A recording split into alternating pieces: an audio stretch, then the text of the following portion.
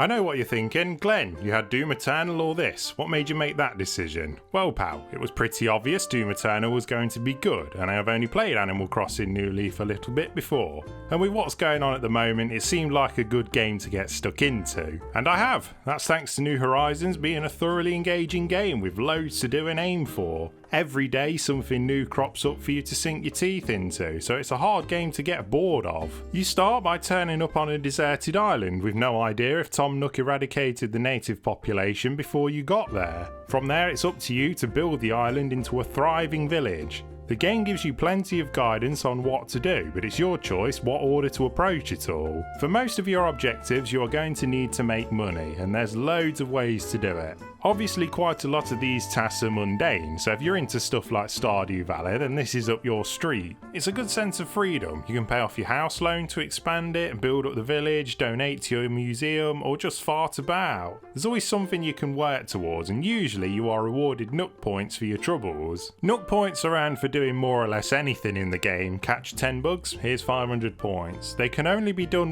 once, but then you unlock Nook Points Plus, which are like mini objectives that earn you points, and once you accomplish one it gets replaced by another. So you can really rake them in. You can redeem these for money and gameplay upgrades like bigger pockets, new crafting recipes, hairstyles, and even clothing and furniture. But some of the gameplay upgrades seem unnecessary to be locked behind it, like the tool wheel. Something that should be unlocked right away, as it just makes the game more convenient. Crafting is a big part of the game. You can make gear, furniture, and even entire buildings, but unlike a lot of crafting in games, it doesn't take the mick with how many resources you need. The only trouble I had was finding iron. You can bash it out of rocks, but my island doesn't have many, so I had to use the Nook Miles tickets to go to a randomly generated island, but that costs quite a bit. Also with crafting, you can't craft a multiple of one item, which can waste a bit of time, and donating stuff to your boy Blathers too. No, I don't want to hear about my donation, you nerd.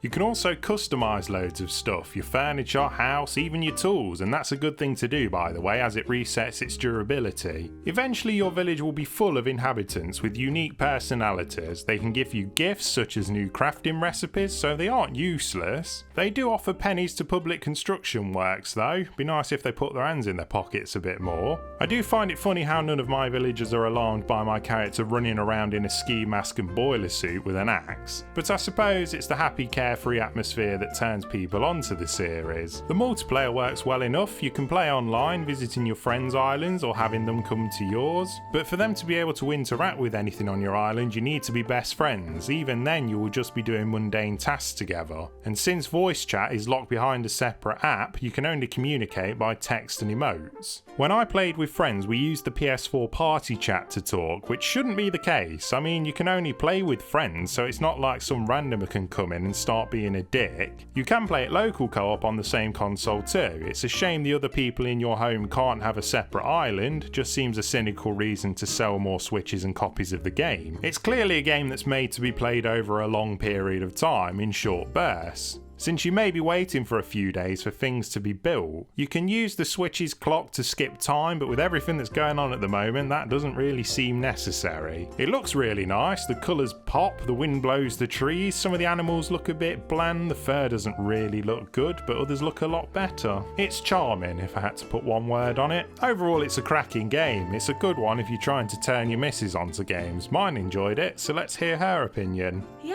I really enjoyed it. Alright, yeah, cool. Oh, breaking the law.